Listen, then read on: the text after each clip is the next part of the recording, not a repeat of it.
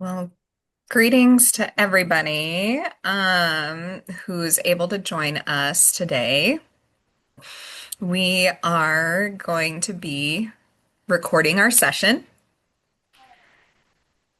I did also want to let you know we do have interpretation. So, just as a reminder for us as we're leading this space, there might be a different pace, and that's okay because we're creating space for as many people as possible to be able to engage with this conversation.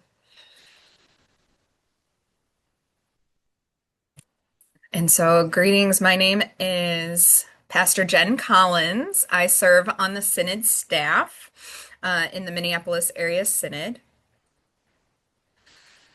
I work as one of the assistants to the bishop alongside Liz Farmer, who is on the call with us as well. My colleague, Ryan Fletcher, he is the DEM, the Director of Evangelical Mission.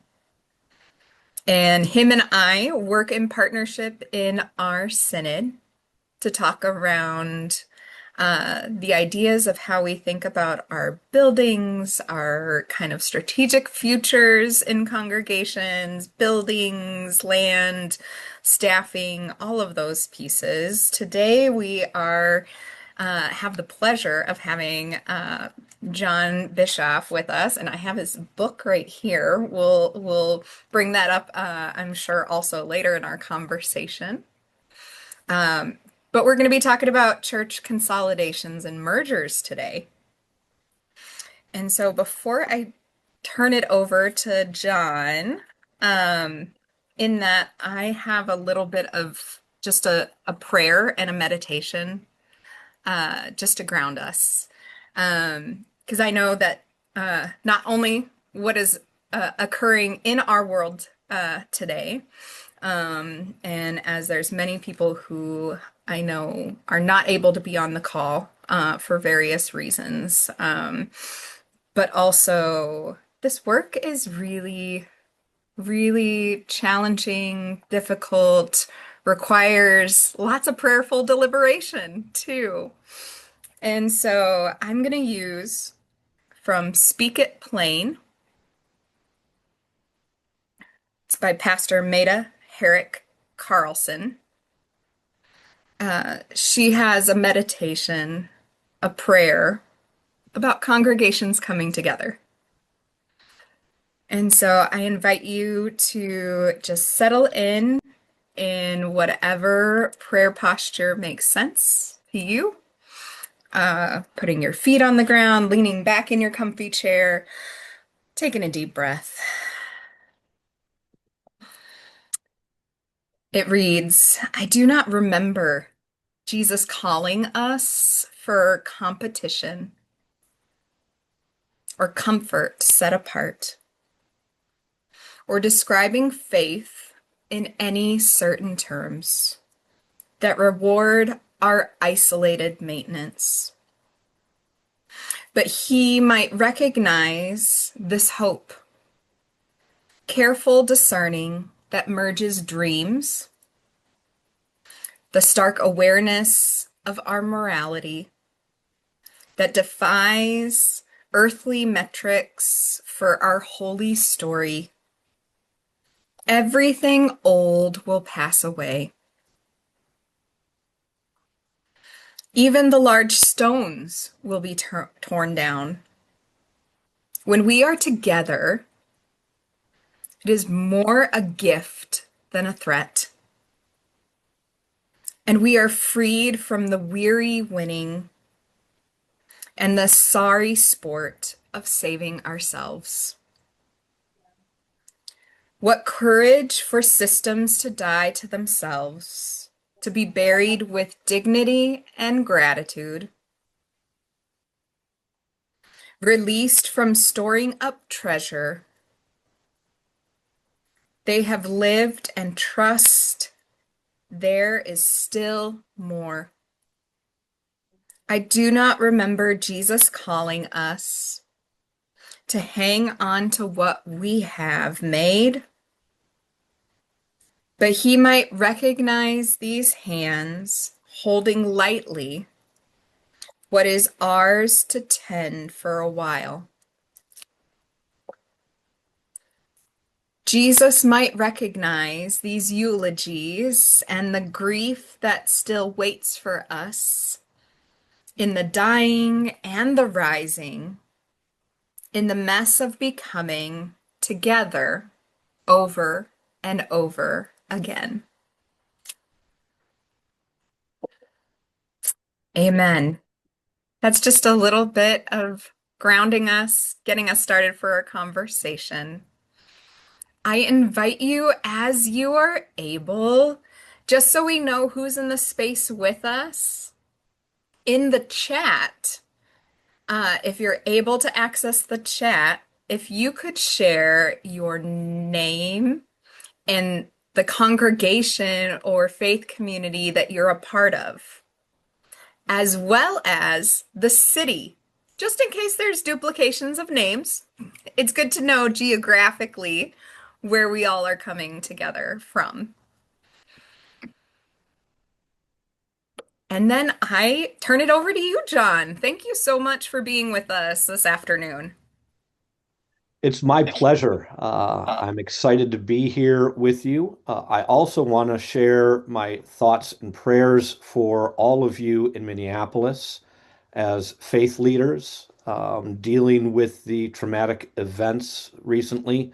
I can't imagine how it is affecting your communities of faith and your neighborhoods. So I'm keeping you in prayer during this time and trust that the Holy Spirit will lead you as you lead your communities of faith and your communities. So just want to share that with you as well. I'm going to share my screen. Give me 1 second here.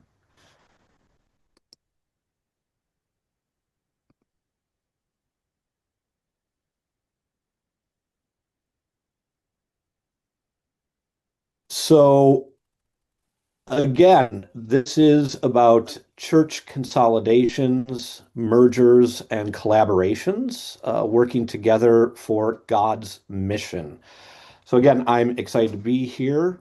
My contact information is below, and I'll show that at the end of the slideshow as well.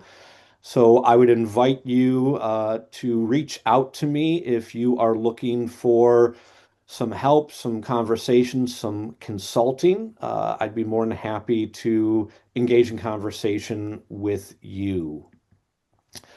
So again, I am Pastor John Bischoff. My pronouns are he, him, and I currently serve United Lutheran Church in Racine, Wisconsin, which is part of the Greater Milwaukee Synod. I wrote a book entitled Church Consolidations and Mergers, Working Together for God's Mission, and it tells the story and the process we used to consolidate three congregations into one, which is now called United Lutheran Church. And again, I do provide consulting with Collaborative Ministry Consulting LLC. Here is the book. The QR code can help you find that on Amazon if you are interested. So the presentation I will be giving, there's much more in-depth information in the book. And we will have questions following this presentation. So I invite you to stay after for some conversation and questions. So I want to begin with church sizes because it's important to know and understand the size of your congregation and how it affects leaders and members. There's a lot of information through the former Alban Institute on church size theory, but they break it down into four sizes: the family church, which is fewer than 50 active members; the pastoral church, which is 50 to 150 active members; there's the program church, which is 100 to 350 active members. And there's the corporate church, which is 350 or more active members. And all church sizes can look at consolidations and mergers and collaborations. So some of the assumptions I come in with today is that most, if not all of you, have seen some decline in the past 10 to 20 years. Most of our churches, if you're like mine, rely on about the same 10 people for most of everything. And buildings cost a lot of money, resources, and time. Buildings are a huge drain on congregations and ministry. It's probably why Jesus never built a building. So when it comes to merging, consolidating, and collaborating, most people are thinking about survival. What do we need to do to survive as an institution? Our main focus ought to be about the mission and the ministries that God has and is calling us into. So I like to reframe the question from what do we need to do to survive as an institution to the question, what do we need to do so that we may more faithfully live out the mission that God has and is calling us into? We should be looking at church mergers, consolidations, and collaborations as a means of church growth and vitality. So I'm going to talk about the story of United Lutheran Church and our consolidation process. And I'll start with Isaiah 43:19. I am doing a new thing. Now it springs forth. Do you not perceive it? I will make a way in the wilderness and rivers in the desert. So in 2013, I accepted the call to serve two halftime positions, one at Zion Lutheran Church and one at St. Paul's Lutheran Church.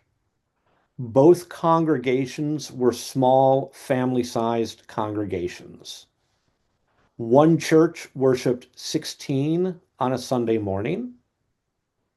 The other had an average worship size of 45. Both congregations endured difficult periods in their past. They both had pastors who had become ill. They had a loss of members due to conflict. There was a lack of youth and family ministry and programming. They were aging. Average age was over 60. This call that I had was a shared pastorate using a parish model where one pastor serves two congregations. Both congregations admitted and confessed to their past mistakes, but they wanted to move on and focus on mission and ministry, not the past. They wanted to do outreach and grow, and they wanted to know their purpose and find a way to live it out. These congregations were full of energy, life, and enthusiasm. They knew how to have fun, they were generous, and they understood that God will provide all that is needed, even when facing financial struggles. Both congregations rented their spaces to other congregations on the cheap, and they actually saw that as a ministry.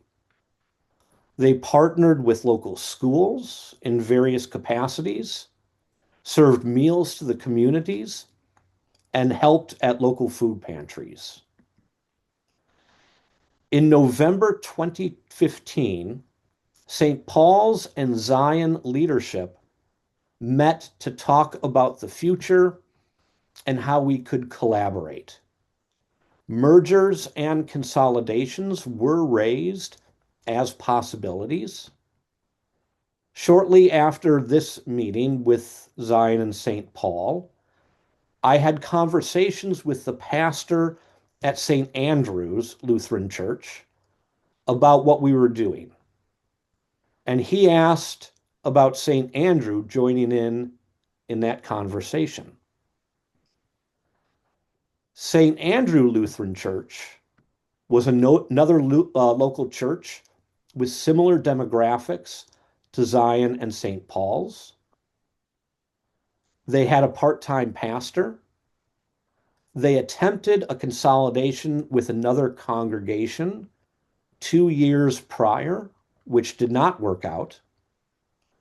They were now facing the painful decision to either sell their building and find a new location, to merge or consolidate with another congregation, or to close. They agreed to discuss partnering with St. Paul's and Zion. In December 2015, the first decision by all three congregations was to have a Christmas Eve service together. We integrated the various gifts of all three congregations into that service. It was a perfect opportunity to show all three congregations what life together could look like. There was excitement, joy, hope, and new relationships began forming. It was a new beginning, the birth of something new.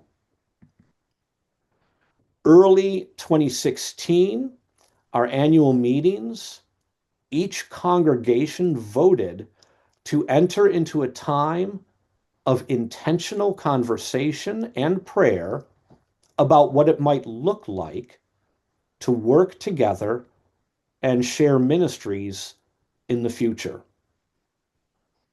This vote created transparency, accountability, and the approval needed for leadership to honestly and openly engage in this discernment process.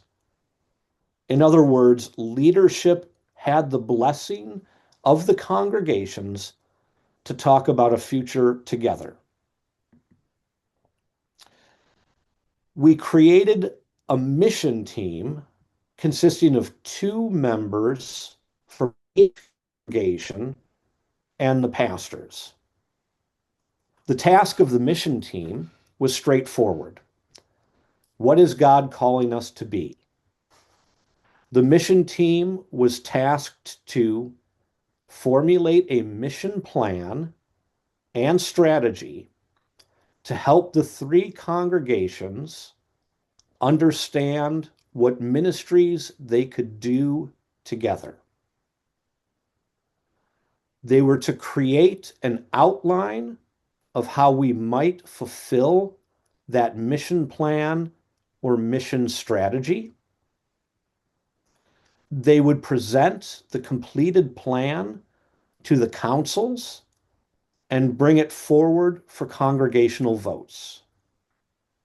They met at least once a month over an 8-month period and presented a final proposal in October of 2016.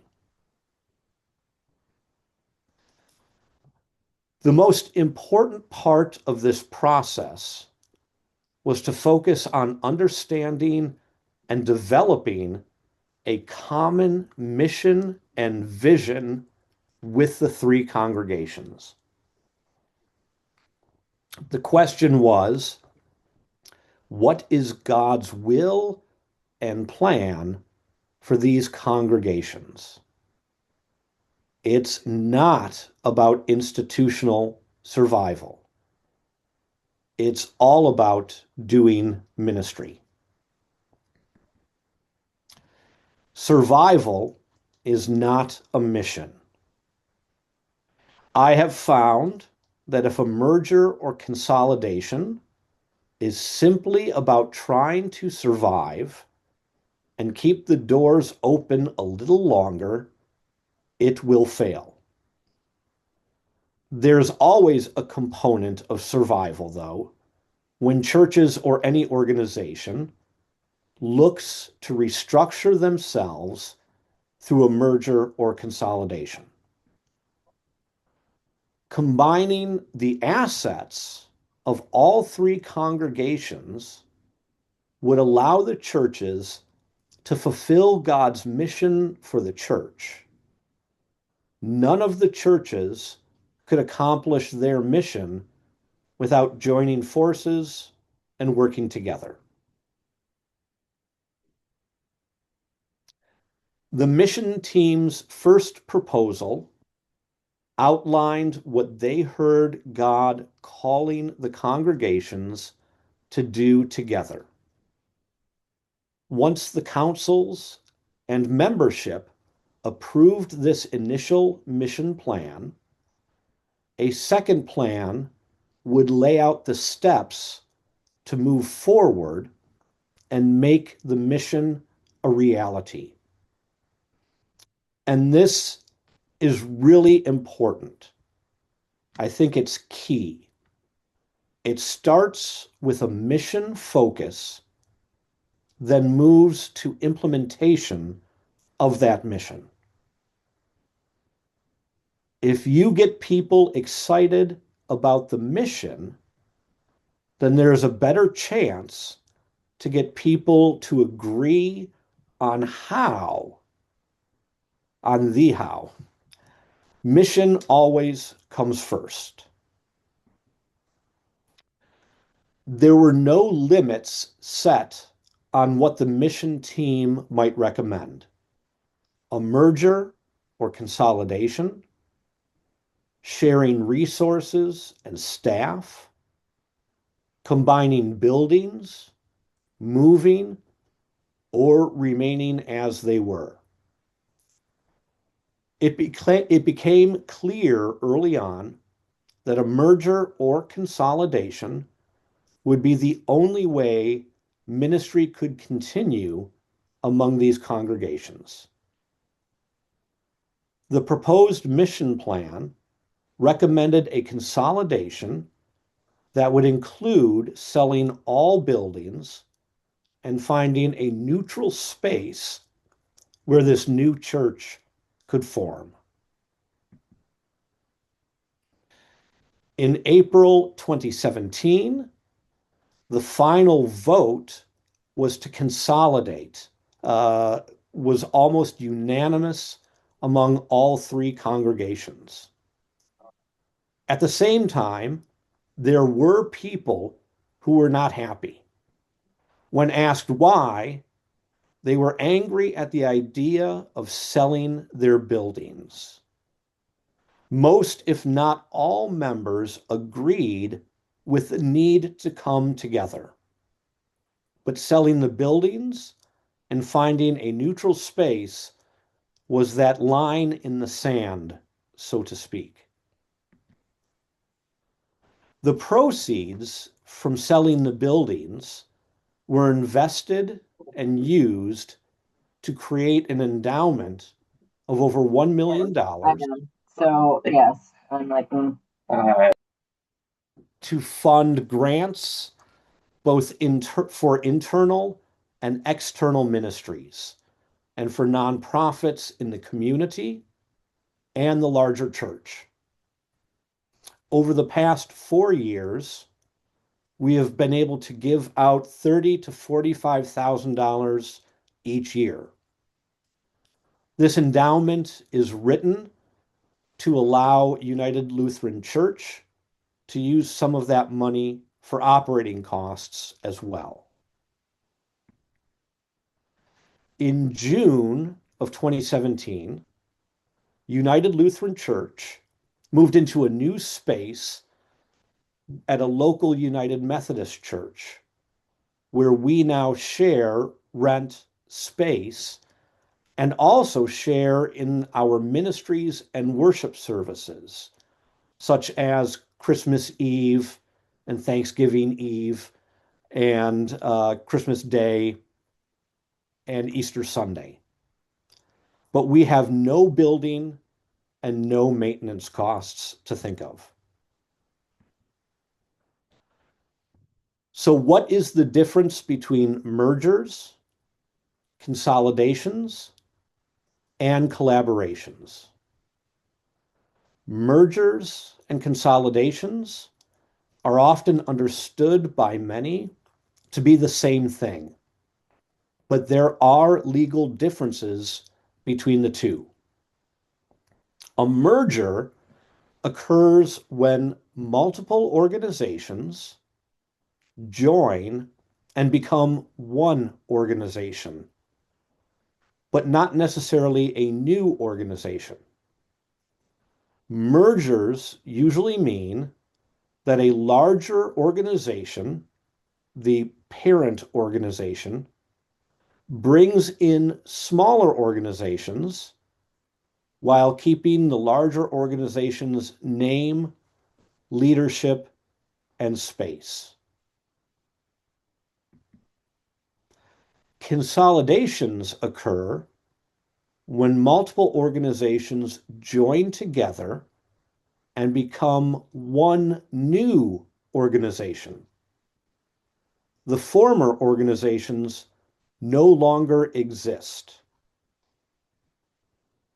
Church consolidations work best when the congregations become something entirely new, a new name, a new space, and possibly new leadership.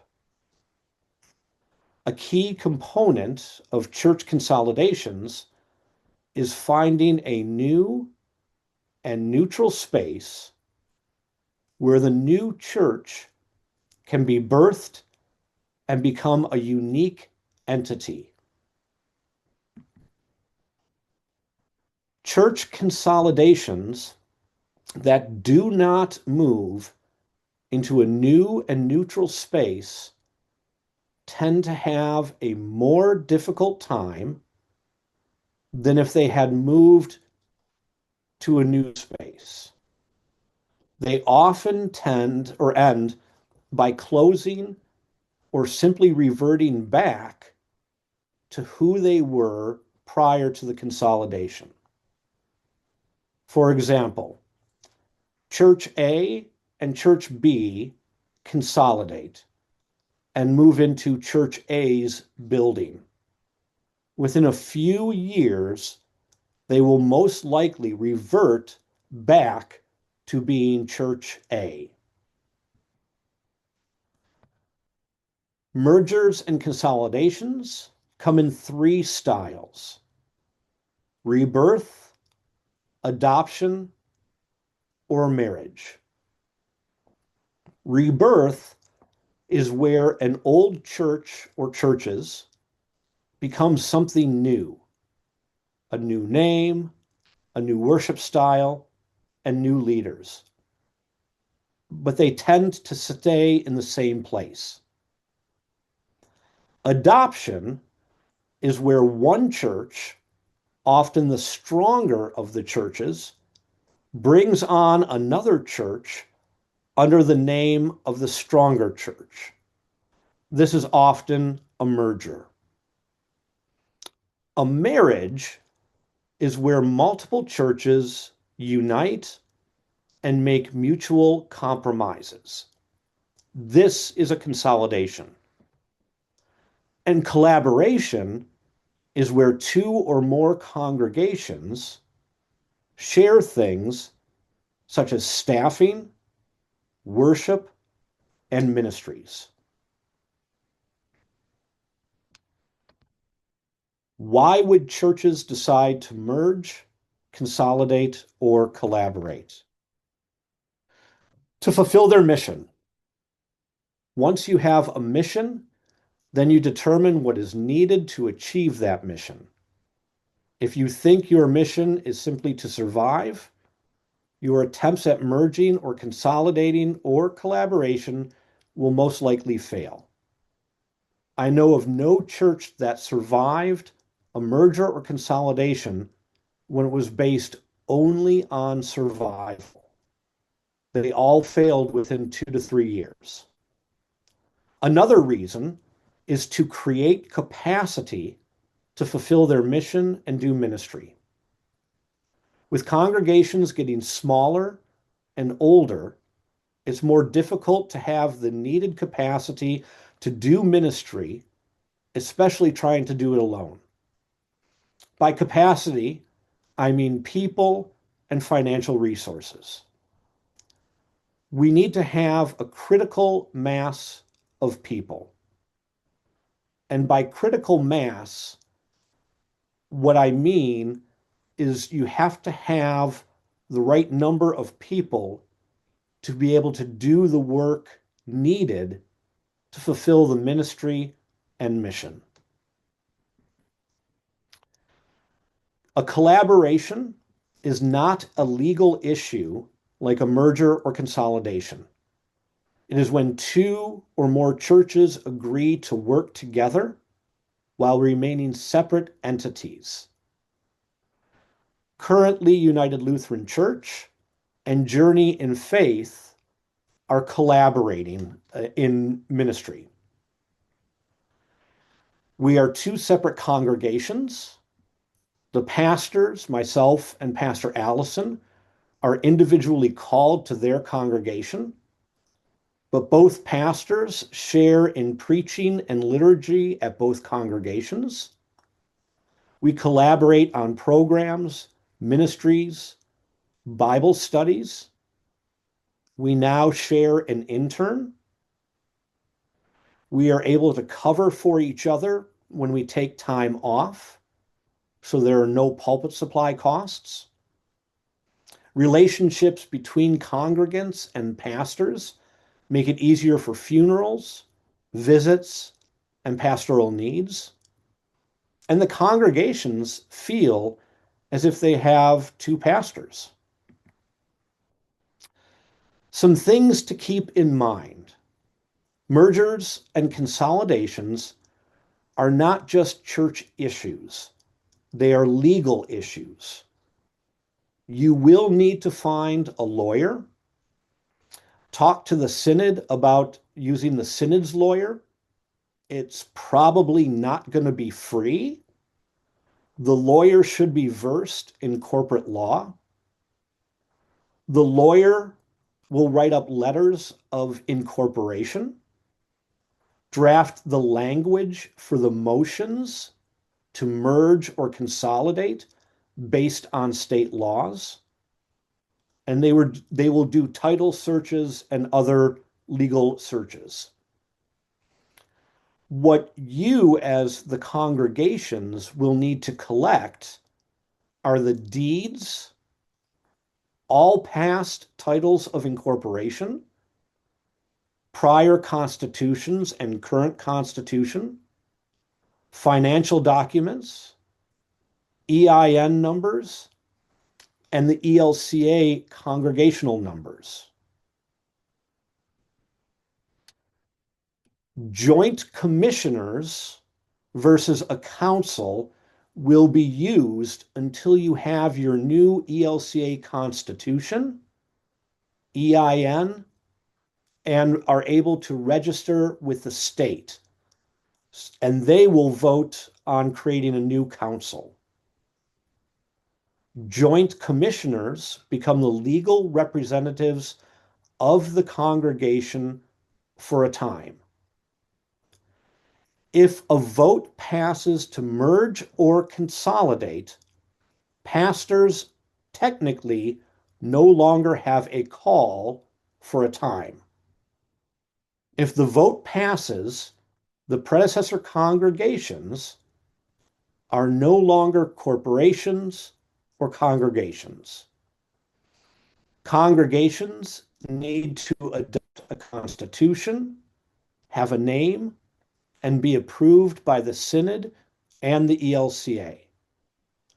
The Synod can assist the pastors with creating a synodical call as a contracted call, which allows for the continuation of compensation and benefits for the pastors and continued ministry to the new congregation.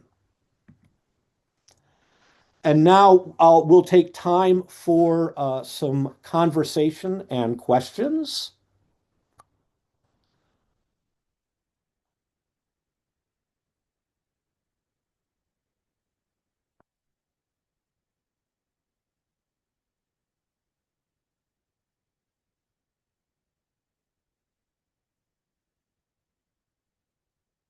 So let me just, okay, I see the chat. Let me just check here.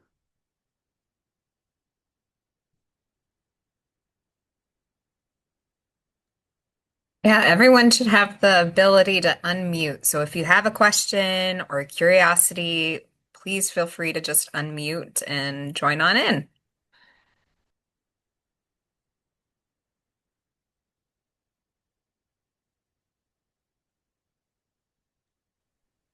Maybe, John, if you want to stop screen sharing so we Yeah, can see each other, there we that would be. go.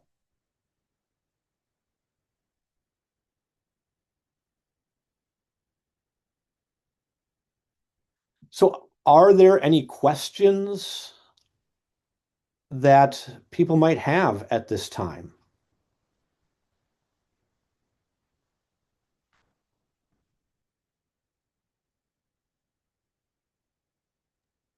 I think I'm curious, John, just to ask those that are here.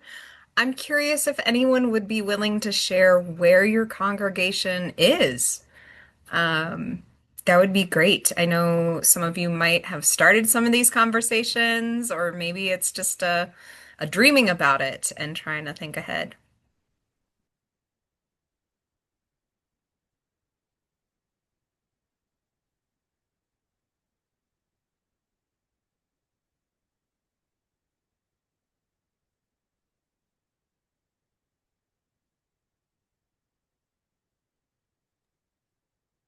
Okay, I'll be the brave one from our church. Paula Lindgren. I'm in Faith Wildlife Way in Robbinsdale, Minnesota, and we are in the beginning process of this with two other churches within probably, 2 miles of each other.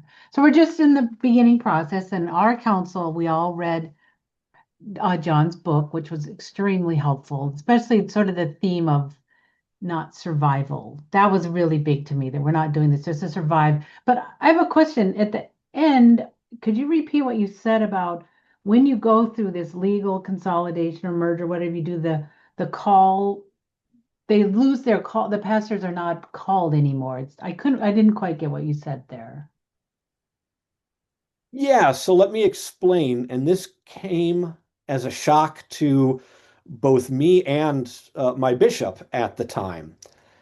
So when the official vote takes place to consolidate or merge, if the vote is affirmative, then at that time, you become that new congregation.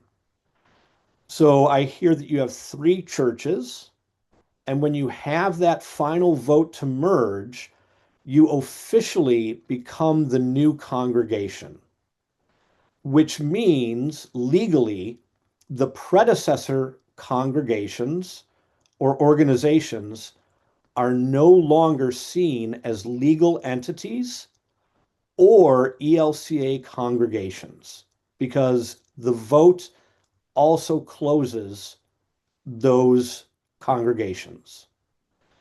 And so in the ELCA, you need to be called to a congregation or official ministry. So there is that liminal time where technically you don't have a call because there's no new congregation formed yet. So the point of having the joint commissioners is to be the legal representative of the new congregation that has formed. Then they will begin the work of creating a constitution, working with the synod and the ELCA to create the incorporation documents and file for approval to become a new congregation. The synod and synod council will have to vote to approve the new congregation. Once that approval is done, and once you have an ELCA number and approved constitution, then the congregation can vote to call the next pastor. And it might be the pastor or pastors who led the consolidation process, or it might be a new call for a new pastor. Does that make sense? Yeah, it does. And I would assume in this whole process, we wouldn't just say, well, here's the date and all three of you pastors are gone. And now, I mean, I assume that the process would be how we're going to go forward and what the staffing is going to be like. So Yeah, I just had never heard that before, that it's a new thing and that ends the call. So that's really interesting. yeah. So that is where you would really need to talk to your bishop beforehand and the lawyer to allow the bishop and the synod to basically create a contracted call, very similar to an interim ministry. And then that allows you to continue being the leader if that's what everybody decided in the consolidation process or merger process. And it also allows you to continue at typically it would be whatever compensation you were receiving before and continue with portico benefits. So yeah, so John, this is excuse me, this is Dave Fernelius. I'm also a member of the congregation. What Paula is, Faith Lilac Way, and Paula beat me to the punch to jump in with the question. Good question, Paula. So as she outlined, we're in this process with two other congregations. I'd like to just dwell on this a little bit longer, John, as far as when the joint commissioners are put in place. This always occurs and new constitution and calls ending and new call committee. That all happens after the predecessor congregations have voted to move forward with the consolidation. Is that correct? Yes. So throughout our process, one thing that was really helpful was to have a number of what we called straw votes. Mm-hmm. And so that helped us gauge congregational interest, willingness to move forward. And then we selected a particular day in which we all gathered at one of the churches, all the congregations. We held a worship service. And then following that worship service, the lawyer that we used, which in our case was the synod's lawyer, which we did have to pay for his expertise, he was present, and each congregation went to separate rooms and voted on the consolidation documents, which the lawyer drafted per state guidelines, because you are becoming a new corporate entity according to the state. So the motions were made amongst each of the three congregations. The votes were taken and tallied. And in that motion was written a list of members who agreed from all three congregations who agreed to be joint commissioners. And when the vote passed, again, the prior congregations were then ended at that very moment. And a new congregation uh, was created with the joint commissioners now the legal entity.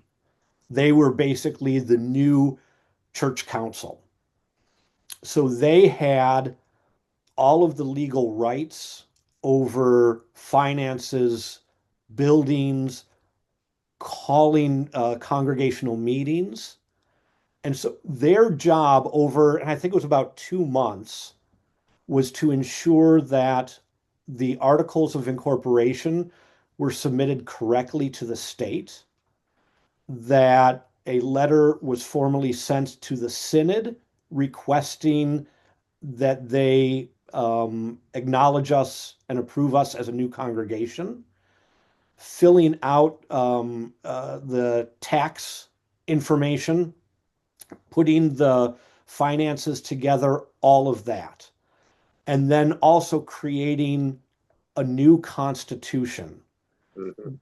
And then it's really weird, but then the congregation, the new congregation, had to vote on the new constitution.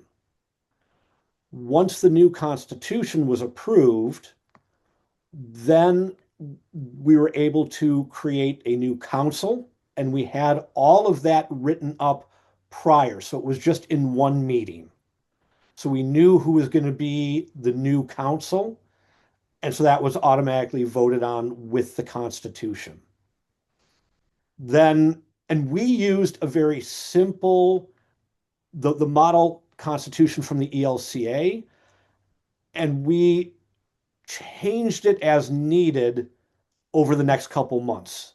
So we were not spending too much time in the details in order to get us to be a new congregation seen by the ELCA. We wanted just to get that done right away. Sure. Then once the new constitution was in place and the new council was in place, then the council became the call committee, and we had conversation about whether or not I wanted to stay on as the next pastor. And I did. The congregation also did. And so a new call process was done. It was modified and faster than usual because there was no interviewing. But then the bishop had to come down and oversee the another vote to call me as the pastor for the new congregation. I see. Does that make Yeah. sense? Yeah, I think that's good. I appreciate that. I assume the other two congregations, their clergy, um, didn't want to be considered for the call, or were retiring, or Yeah. So I was the pastor of two of the three congregations. that's right. Yep. And then the Pastor Michael at St. Andrew, before we even had our consolidation vote, he had taken a new call. I see. So we had an interim who, before the vote, lead St. Andrew and provide pastoral care Okay. until All the right. vote happened. Yep. That's good. Thank you for that. I wanted to shift, if I may, um, a little bit to ask about you said earlier in your presentation about congregations that don't in mergers, or no, in consolidations, excuse me, if the decision is to remain in one of the three buildings, that there's more of an issue of or they're not as successful, or so I'm just curious what kind of strategies you might offer congregations, and speaking again about our situation with these two other churches, and we're unique in that one of the congregations has already sold their building and they're renting it back. Okay. And in the case of the other congregation, we all the two remaining ones that aren't sold, that are still owned by the congregation, we both done facility assessments, and one of the buildings has an exorbitant amount of deferred maintenance that they need to do, and the other building, the building that Paula and I are actually members of. We have deferred maintenance as well, but it's not to the tune. Anyway, just trying to think about, because we've been pretty clear. I say we, I speak for Faith Lilac Way here. I think we've been pretty clear, and I currently serve as the president of the congregation, to always convey this message that all three congregations are in the same place as far as you described here about our, because some of our memberships have said, well, sure, if they want to just come over and go to church with us and join us, that'd be great. And we push back on that and say, no, we're all three of us are in the same place, and all three congregations would be ending and forming a new congregation. In fact, we even call our group New Creation as our task force or our group. But anyway, strategies about how you can continue to convey that message to the congregation, particularly that might be congregants that might be thinking, well, our building is just going to stay and we're going to go along happy and it'll all be great. Yeah, that is a huge point. During the process, when we made clear that we needed to find a neutral spot. And there were many members that said, well, our building is the best building, making those. It really came down to the building. And one of the reasons why you need to find a neutral space is that so everybody is going into something new. Otherwise, what I have heard and seen and read about is you get that territorial issues, right? This is the way we've always done it in the past at this congregation. This is how we've set up communion at this congregation. You get all those things when everybody comes together. And so one or more of the congregations, in your case, if there are three, if you go into one of the buildings, the other two may not feel fully welcome or at home. So that's why it's always advised to find a neutral spot where everybody can come into.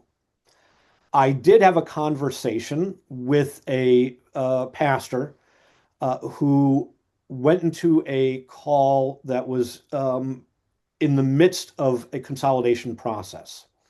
And they had two separate buildings. And they had planned to sell both of them and move into a neutral new building. One sale went through, the other one stopped, so they weren't able to sell it. Mm-hmm. But what they did, and I thought this was really wonderful, is they rented a space for a year so that both the congregations could come together and rebuild the existing building to meet both of their needs. Sure. So they actually took one of the existing buildings and rebuilt it. So it was something new. Sure. And that worked out very well for them. But I have dealt with a number of congregations where usually the stronger congregation says, you all can come over to our space when we merge. And every time I've seen that, usually the people who were told to come over, they usually leave after a year because they don't feel that it's their space. Mm-hmm. Or there becomes quite a bit of conflict and resentment. So that's why I say it's always best to find a neutral spot, or if you can, take one of the existing buildings and completely modify it and rebuild it so it becomes something new. Yeah, it's interesting that you mentioned that, and we're early in the process here, and so in fact we just had our monthly information meeting that we invite the congregation to participate this past Sunday, and there's been one idea floated. Again, I always, as I told the congregation that stayed for the meeting Sunday, I always hate to throw things out because I don't want people to feel like we're getting ahead of ourselves here and or something's predetermined. But there is a scenario that says one of the congregations, one of the buildings would house the new church.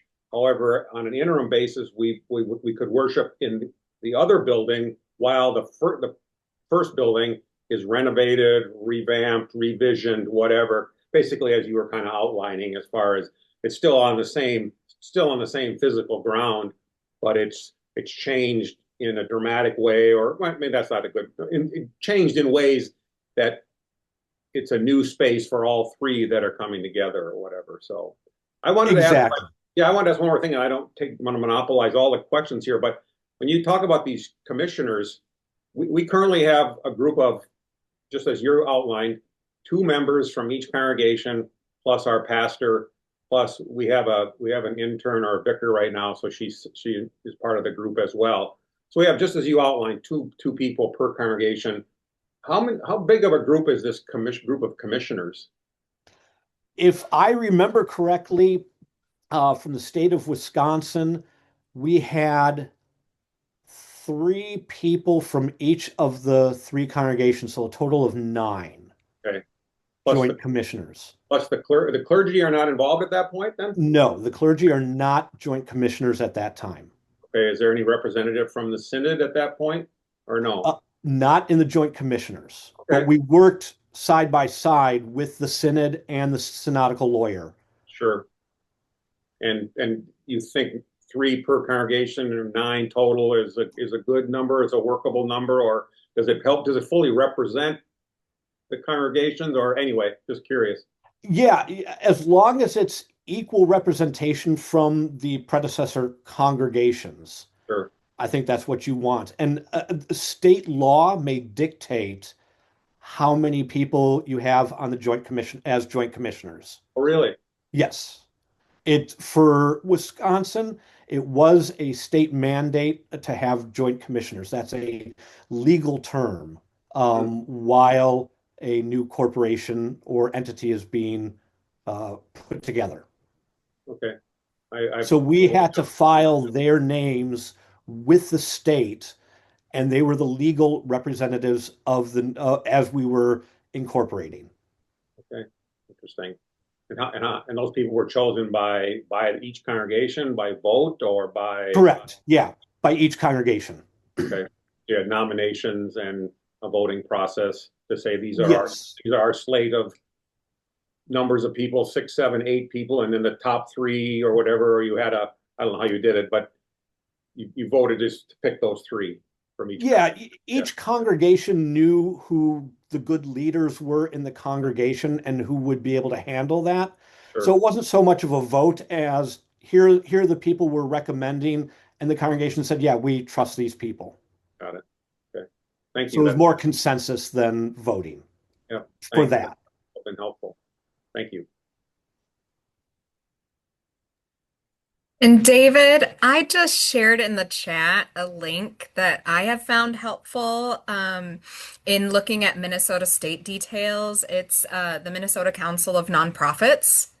They have a great resource of different links and guidance for some of those state regulations too. It would Great. be great to just use that to take a look at.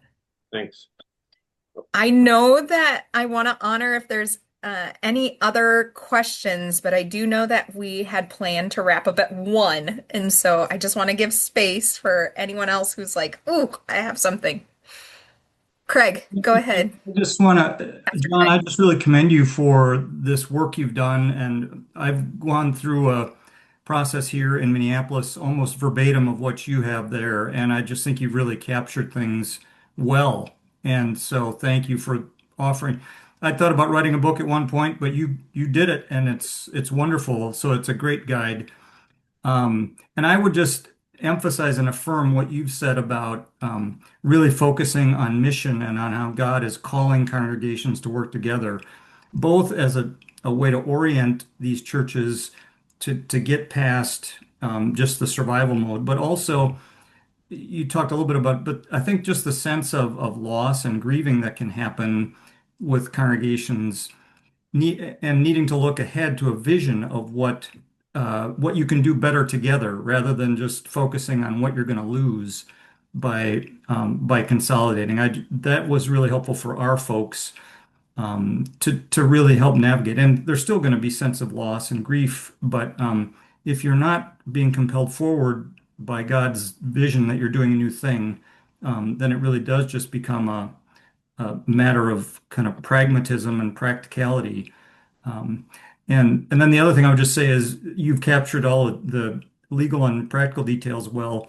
That's where I would guess, Jen, the Synod will have people you can recommend for the legal aspects and maybe some of the procedural aspects. So I would encourage people listening here to not get too bogged down in those kind of details. I'd suggest focus your energies on how is this really leading our congregation forward? What's the vision and mission that we hope to share? Mhm. Yeah, and it was again, it was interesting how throughout the whole process, up until the point in time that we really from the pulpit said, okay, we have to find a new building, that's when people got really upset. And we did lose people because we got rid of the building.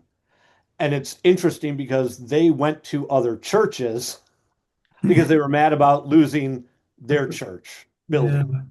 yeah, Yeah, we've been pretty intentional, I think, and we're going to continue to be that you know a building could go away or this could go away, but underscoring and really highlighting what is not going away. What's not going away is the sense of community, our call to the mission of Christ and God, and our fellowship and our friendship. All these things are not our Bible study. These things are not going away, right? We may have a building go away, but all these other things, far and away eclipse what is going away, the things we are keeping. So anyway, Mhm. yeah, Yeah. And again, our consolidation has allowed us to do things we never could have done in the past. sure. It has brought a ton of joy and excitement and the willingness to do new things. Yeah, I never thought we'd ever be able to have an intern, and we're able to as we work together. yeah. Thanks a lot. Appreciate all this. Yeah, thank you so very much, Pastor John, and thank you everyone who's joining in. Before you depart, you can take a look at the chat. I know Pastor John shared his contact as well as both my contact and Pastor Ryan Fletcher. Both, as I'll say again, Pastor Ryan and I kind of share this role in conversation and collaborate together. But yeah, we most certainly will also help you get in touch with Pastor John also. So thank you so very much for your time. And Oh, it's this is my pleasure. recorded, and so we will have this resource available on our Minneapolis Area Synod webpage as well. We'll work on getting that figured out, how to share the details. So thank you very much, and I hope you Thank all have you. a wonderful afternoon. All right. God bless.